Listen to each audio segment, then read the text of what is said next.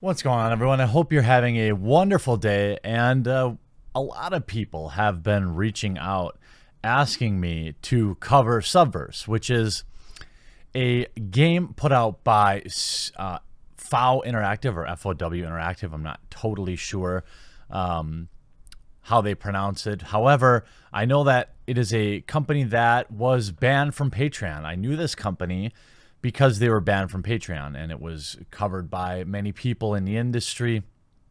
In particular, Tim Pool did a couple of videos on it, if I can remember correctly. But many of you have been reaching out because there's a lot of interest in this game, this titillating adult game. A game that looks interesting, not necessarily the game that I would play, but it doesn't matter, right? People seem very, very excited about it. With 17 days to go on their Kickstarter, they have nearly 20,000 backers and $750,000 raised for this game. Now, producing a game, a high-level game, is way more expensive than we might think. I don't know if they're going to seek additional funding after the Kickstarter. I know that's a thing a lot of game developers do. They do a Kickstarter, then they also seek VC money or investors. Maybe they will be an Epic exclusive and get a cash bonus. Well, actually, they won't. They're going to be on Steam. I don't think Epic would allow this game on there. They call themselves a wacky galaxy full of hot Italian babes in a kinky new sci-fi RPG matchup. Now, these type of games are not new. They've been around for a very long time. But this company already has a decent backing. I'm actually surprised that Kickstarter approved it. I thought maybe something like this would end up on Indiegogo. You never really can tell what's woke and what's not woke enough, but I'm surprised, honestly, that Kickstarter has allowed this. And I'm not saying I wouldn't allow it. I'm saying that Kickstarter tends to be a bunch of Puritans, but nonetheless, this is a game that I wanted to cover and try to throw some support to, but some situation has arisen that has given me a bit of a conflict of interest. In fact, the creators of this game emailed me yesterday about doing an interview. I don't know if people said, hey, you should talk to the Quartering, or they heard through the grapevine or something like that. And I said, well, I was going to do an interview, but now that there's this other issue going on, I think my time would be better spent trying to help resolve it. So for those of you that don't know, Subverse, which I don't know how they came up with the name, maybe it's just the submissive universe type combination, but it's also the name of other things. One of the other things that it is the name of is a company run by Tim Pool, Subverse.net, which has been around for several years. You can see it is in practice. Now, a lot of people are coming out and covering this as in whoever filed the trademark first wins. And because Studio FOW or Studio FOW has filed the trademark first, then they are entitled to the trademark. That's not how trademark law works. Just because you're first doesn't mean you win that lawsuit. I mean, I know there are a lot of people who are huge fans of Subverse, and I, from a 30,000-foot view, I'm a big fan of the project, and I probably will check out the game. But what I thought I would do is try to resolve this, because if being a part of a lawsuit has taught me anything at all, it's that the only people that win are the lawyers. You're talking about an independent news personality in Tim Pool. You're talking about Studio FOW, a company that has definitely endured censorship and clearly has a huge group of fans and potential to kind of bring these type of games into the more mainstream area, which I think would be good. So I want to try to present the case how it is and maybe present some alternatives to these two going to court, because as of yesterday, yesterday, Tim announced that Subverse has forced him to retain a lawyer over his trademark of the same name. Now, I knew that this was going on for several days. Tim and I do talk now and again, and I was aware of this lawsuit, and it came right around the time of me wanting to cover the game. So it did kind of throw a wrench in things. But he also has a YouTube channel called Subverse, which has been around since July 14th, 2015. Now, you can change the name of your YouTube channel, but we do know that, you know, there's been videos here under the Subverse branding that is at least a year old. And there are Subverse branded videos on Tim's main channel that are a couple years old when the Cubs won the World Series. So I'm not here to say who has more right to the trademark, because I think ultimately lawyers will decide. And I do think that Tim's case is stronger than Studio FOW. The problem is really about what is it worth? You're talking about a game that is going to need every penny of this $700,000 to deliver what it looks like they're promising. You know, they've got, you know, grid combat. You've got all sorts of stretch goals hit. It looks awesome. And I'm not just talking about the ladies' jiggle physics.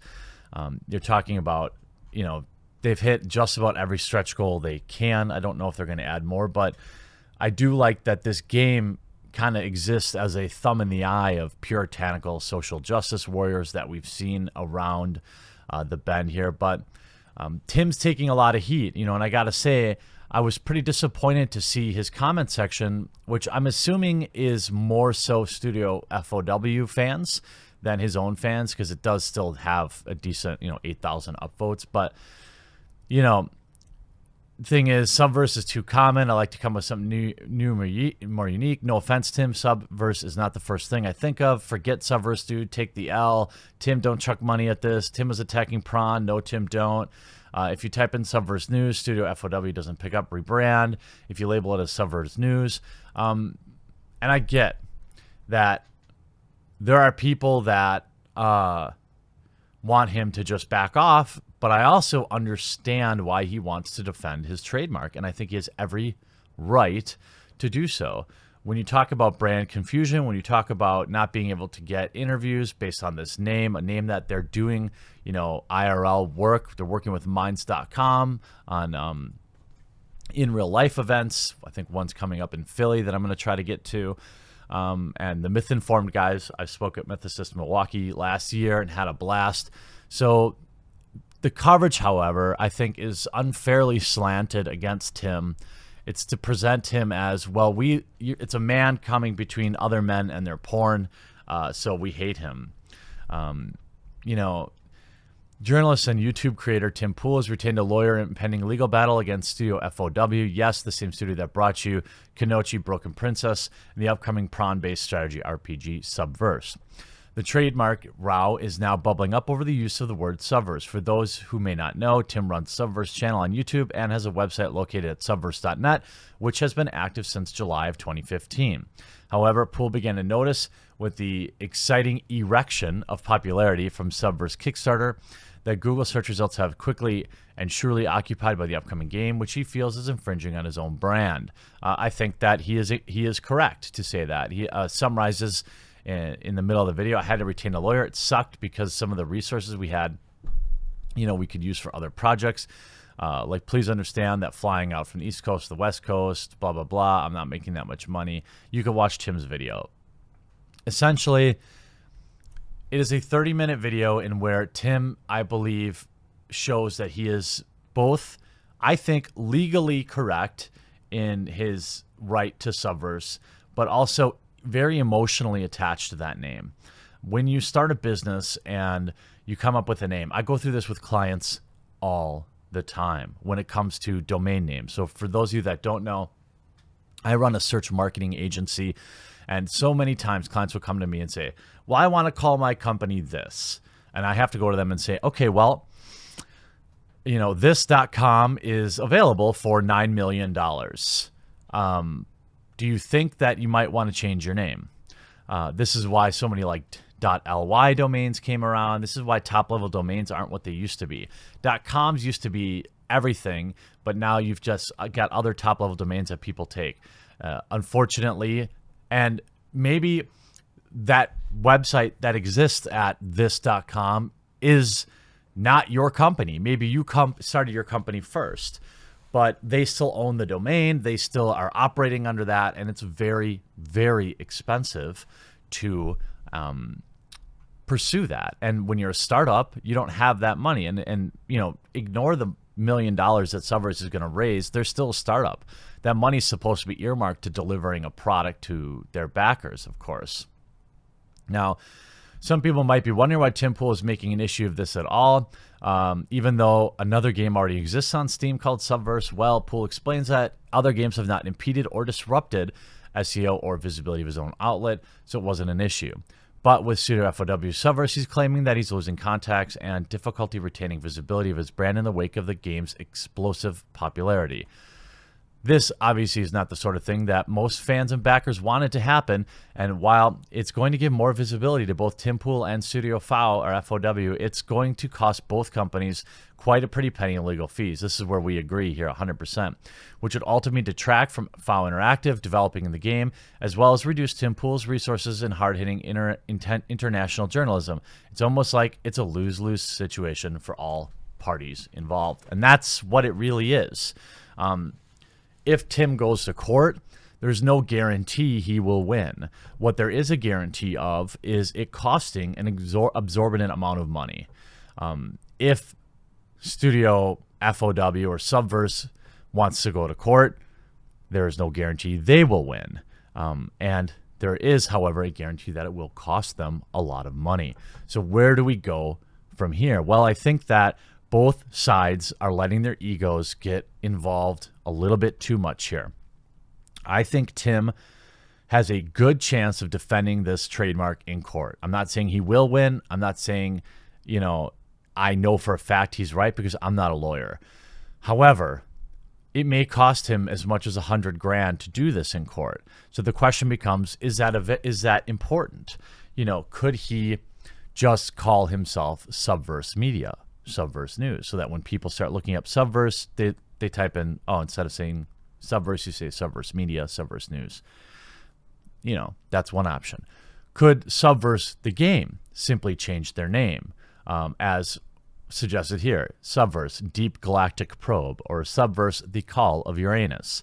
You know, these are, I think, compromises. I think if I had both people in a room together, I would say, look, there's no guarantee either one of you are going to get what you want by going to court. The only thing that's going to happen is you're both going to get stressed out, and your viewers and fans are going to feel divided, because certainly Tim Pool has subscribers that maybe back this game. I know I probably do.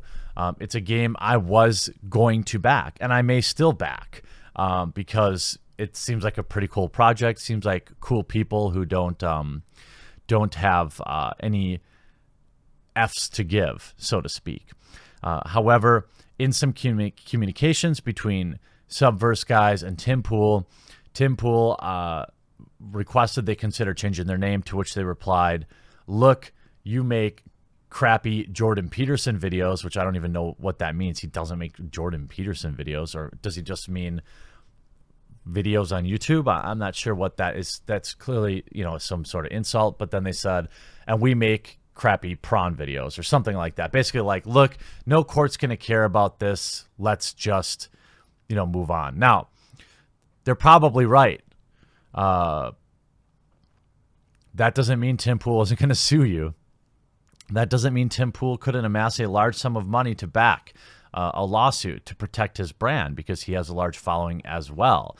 The only thing that we know, like I said, for sure, is you're both going to spend a ton of money. I think probably the only reasonable solution here is that both parties change their name. I think that's the only option. Tim Pool should go with Subverse Media, Subverse News, and Subverse should say, you know, Subverse whatever, subtitle, something, something, something, right? I don't think there's that. I think that's the only reasonable option. I think I would love to get both of them in a room together, or on a call, or on a live stream, like a private live stream, and try to settle this. I am loyal to Tim. I would say, I wouldn't go as far to say we're friends, but we've met together and we've talked a decent amount of time. And I'm also like kind of a fan of this project. So maybe this is my offer, maybe to Tim and the people at Subverse, maybe let me mediate, because I think Tim, it's reasonable to say that maybe his ego got a little dinged when they replied and said, like, basically, like, I don't know who you are. And he also does have a claim on the trademark. It doesn't matter when you file the paperwork. I mean, if you've been operating as that, just ask the WWF, which had to change their name after many, many, many, many, many years because of the World Wildlife Foundation. There's no guarantees how things will go in court. Certainly the WWF was a much more established brand, and they probably spent hundreds of millions of dollars fighting this in court. I don't think either one of these people, it's not in their best interest. I mean, I look at my own court case, I'm 25 grand in and we haven't even been to court yet. And if I didn't have that Kickstarter, it's a huge demotivating factor because even if I win, I'm going to lose. And I think that's probably the most likely outcome here for Subverse and Tim Pool is that, I think I want them both to succeed. I don't want fandoms divided. I'm sure that Subverse has fans of Tim Pool's reporting and Tim Pool's coverage and vice versa. So I'm hoping that they can compromise on something and not waste so much money in court. Then again, you're in a situation here where to each their own, and I respect what Tim decides to do, and I respect what Studio Force of Will, FOW, plans to do. But I would hope that there are people around them that can maybe say, maybe this isn't that big of a deal. Maybe we just need to focus on moving forward.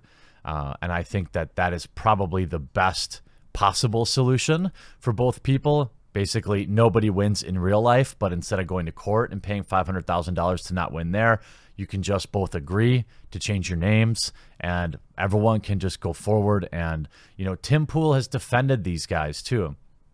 He's defended these guys when they got banned from Patreon. So maybe he feels a little betrayed. I don't know that for a fact, but I can see how that would happen.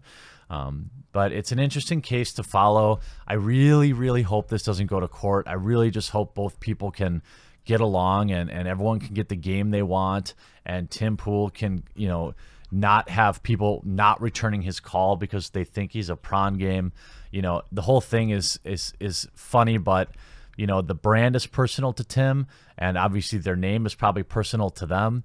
So you're dealing with emotions, and that's always when bad decisions get made. So I'm hoping that we can compromise here, boys.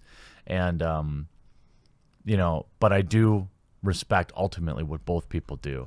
Nonetheless, obviously, Subverse is changing the game, going to be raising probably $1 million for this game. Hopefully the game's good. I don't know if they have any experience developing games. That's kind of the issue. Is it mostly going to be cutscenes? Who knows?